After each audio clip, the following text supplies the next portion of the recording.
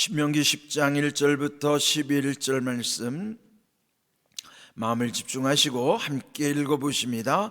그때에 여호와께서 내게 이르시기를 너는 처음과 같은 두 돌판을 다듬어 가지고 산에 올라 내게로 나오고 또 나무귀 하나를 만들라.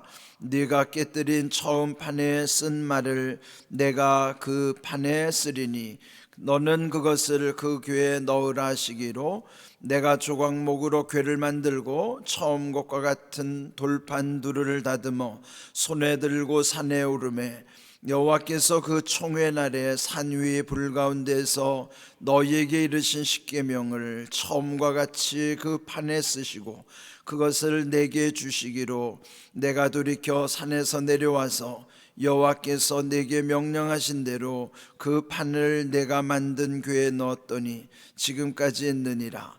이스라엘 자손이 브에로 브네아긴에서 길을 떠나 모세라에 이르러 아론이 거기서 죽어 장사되었고 그의 아들 엘르아살이 그를 이어 제사장의 직임을 행하였으며 또 거기를 떠나 굿고다에 이르고 굿고다를 떠나 욥바다에 이른즉 그 땅에는 시내가 많았으며 그때에 여호와께서 레위 지파를 구별하여 여호와의 언약궤를 매게 하며 여호와 앞에 서서 그를 섬기며 또 여호와의 이름으로 축복하게 하셨으니 이 일은 오늘까지 이르느니라. 그러므로 레위는 그의 형제 중에 분깃이 없으며 기업이 없고 네 하나님 여호와께서 그에게 말씀하신 같이 여호와가 그의 기업이시니라. 내가 처음과 같이 40주 40야를 산에 머물렀고 그때에도 여호와께서 내 말을 들으사 너를 차마 멸하지 아니하시고 여호와께서 내게 이르시되 일어나서 백성보다 먼저 길을 떠나라. 내가 그들에게 주리라고 그들의 조상들에게 맹세한 땅에 그들이 들어가서 그것을 차지하리라 하셨느니라. 아멘.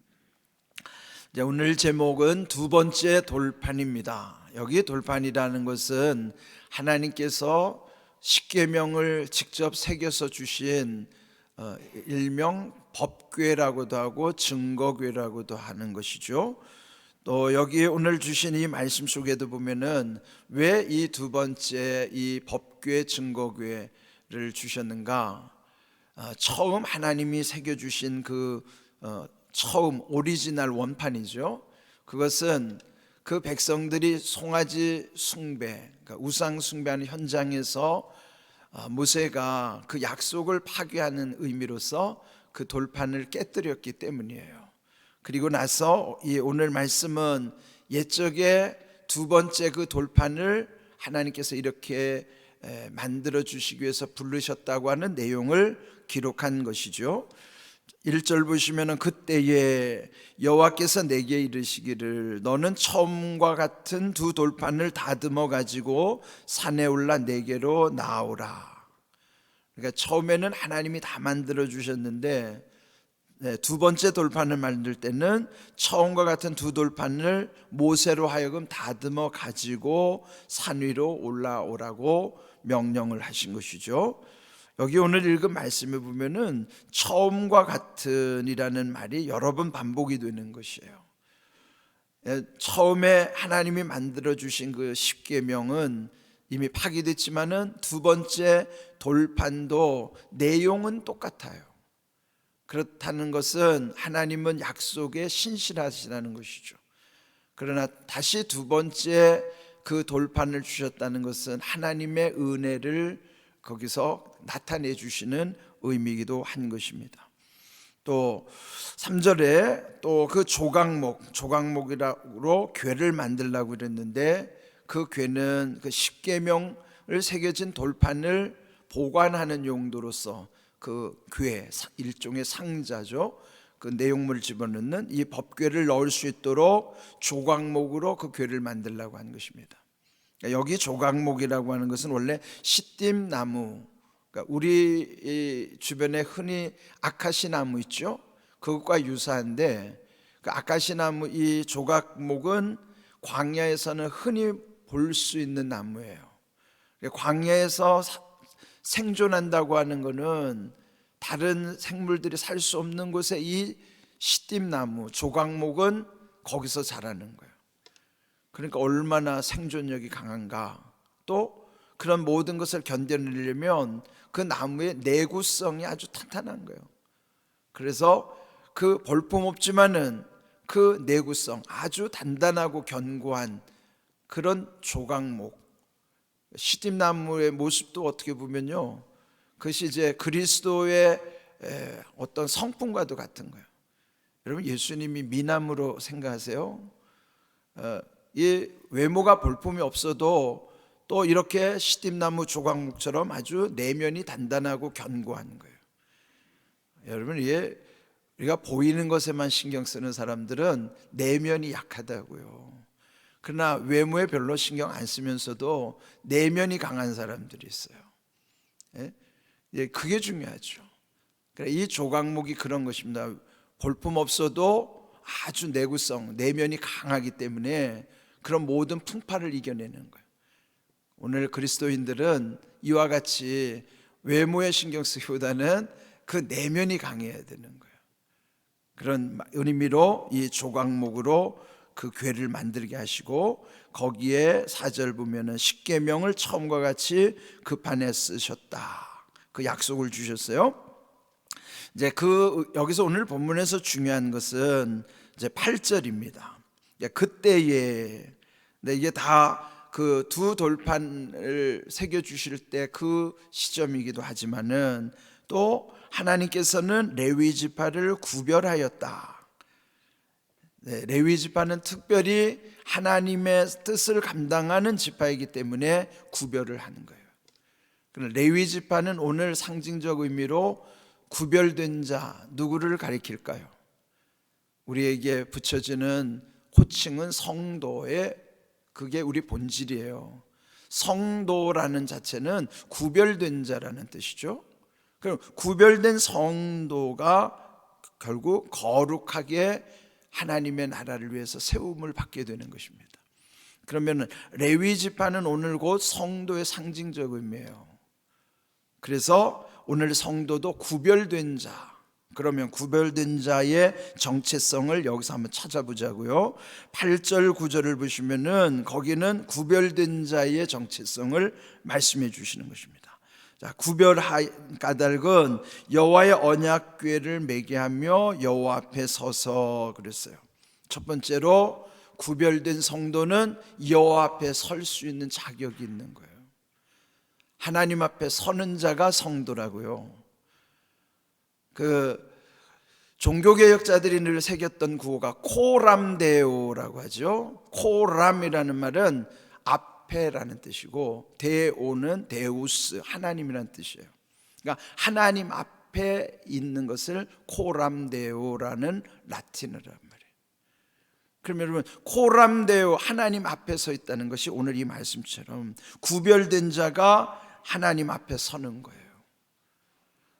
우리가 하나님 앞에 서 있다 그러면 이 코람데오 신앙, 요즘도 청년들 보면 이 티셔츠에다가 코람데오라고 이렇게 써갖고 다니는 거 보게 되죠.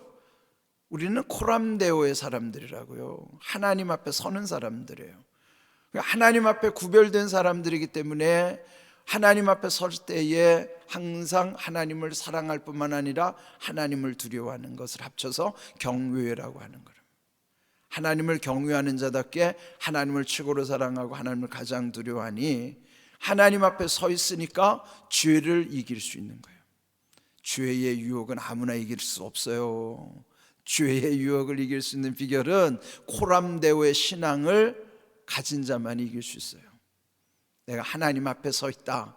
하나님이 지금 나를 다 보고 계시는데 그 유혹을 이길 수 있는 것이지, 아무도 보는 이 없다고 생각하면 유혹은 이길 수 없어요. 자기 혼자 있으면 사람은 별 생각, 별 짓을 다 한다고요. 그런데 언제든지 우리는 혼자 있는 존재가 아니라고요. 하나님이 함께 있는 존재니까 하나님을 두려워하죠. 그러면 유혹을 이길 수 있는 거예요. 여기 돈의 유혹이 있어도 돈의 유혹이 이길 수 있고, 여기 이성의 유혹이 있어도 이길 수 있는 거예요. 음란의 영을 이기는 것이, 그거는 내 힘으로 못 이기는 겁니다. 음란의 영을 이기는 거는 이런 하나님이 함께 하신다는 확실한 믿음 없이는, 하나님을 두려워하지 않고는 절대로요, 돈의 유혹 또 성적인 유혹 못 이겨요. 그거 이길 수 있는 유일한 방법은 하나님 두려워하는 길밖에 없어요. 예? 그래서 나를 지킬 수 있는 거라고요. 구별된 자 성도의 정체성 첫 번째, 여호와 앞에 설 자격이 있고 여호와 앞에 서 있는 자이기 때문에 하나님의 은혜 안에 살아가는 겁니다. 두 번째는요, 그를 섬기며 그랬죠. 섬김이 뭐예요? 예배하는 자예요. 그러면 구별된 자는 예배를 사모하기 때문에 예배를 다 나온다고요. 나오라고 안 해도 나온다고요. 가끔 저보고 그래요. 누구 안 나오고 누구 안 나오고. 물론 그분들을 위해서 기도하고 권면하지만 뭐 새벽 기도에 누구 안 나오고 안 나오고 뭐 그런 말 하는 사람도 자격 없어요. 얼마나 잘 나오길래 그렇게 말하십니까? 예? 누구를 지적하는 사람이 자격도 없는 사람들이 지적한다고요. 참 그런 거 보면 참 하나님 앞에 본인들이 정말 돌아봐야 되죠. 제발 자기를 지키라고. 내가 은혜 받는 자리에 있음을 감사하면서 그렇지 못하는 자들을 긍휼히 여기세요. 그럴 때 하나님의 마음 가운데서 우리를 회복시켜 주시는 겁니다. 섬기는 자예요. 예배를 사모하는 자라고요. 그러면 새벽 기도회든지 속회든지 예배를 섬기는 사람들은 한결같아요. 구별된 자는 섬기는 자다. 그게 두 번째 정체성이죠. 세 번째 정체성은요, 여호와의 이름으로 축복하게 하셨으니 뭐예요? 축복자가 되는 거예요. 주님의 이름으로 축복하는 자예요. 그 축복이 뭐예요? 그를 세워주고 이끌어주는 거예요. 낙심할 때 다독여주면서 기도해주고 힘내라고. 그게 축복자입니다. 그러면 축복자는 남을 비난하지 않습니다. 그러니까 둘 중에 하나예요. 비난하는 사람은 축복자 될 자격도 없지만 축복자는 절대로 남을 험담하지 않아요. 긍휼히 여기는 자가 축복자가 될 수 있는 거예요.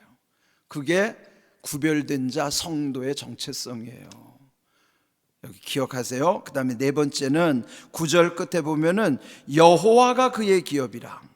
왜 그럴까요? 형제의 분깃이 없으며 기업이 없고 여호와께서 그에게 말씀하신 것 같이 여호와가 그의 기업이라. 그 뭐예요? 이 땅에 재물 의지하지 않는다는 거예요. 세상 사람도 다 재물 의지하잖아요. 그런데 아무리 많이 재물 주셔도 그거 내 거 아니니까 그거 의지하지 않아요. 의지할 기업은 하나님이 내 기업이 되시는 거예요. 여러분, 이 땅에 재물 의지하는 사람들은 결국은 재물과 함께 다 무너집니다. 하나님이 나의 기업이심을 고백하는 사람이 성도라고요. 여기 오늘 성도의 정체성 네 가지를 한번 돌아보고 남을 판단하는 데 쓰지 마세요. 제발 나를 판단하는 데다 쓰시라고요. 내가 이런 복된 자인데 나는 내가 이 정체성에 맞게 사는가를 돌아보자 말이에요. 나는 과연 하나님 앞에 서 있는 자인가? 섬기는 자, 예배의 중심의 삶인가? 세 번째로 주님의 이름으로 축복하는 자인가? 네 번째로 오직 주님을 기업으로 삼고 살아가는 자인가? 그 네 가지가 내게 있는가를 확인하셔야 돼요. 제발 말씀을 남에게 적용하지 말고 판단하지 마십시오. 말씀은 철저하게 자아 비판용이라고요. 스스로 비판하는 거예요. 북한에서 자아 비판을 이 기독교에서 배워간 거예요. 그런데 북한의 자아 비판은 사람들 앞에 공개적으로 자아 비판하게 하지만 원래 자아 비판은 하나님 앞에서 자기를 비판하는 거라고요. 그게 회개예요. 북한 공산주의는 자아 비판을 잘못 써먹지만은 제대로 된 자아 비판은 말씀 앞에 나를 돌아보는 게 자기를 회개하는 거란 말이에요.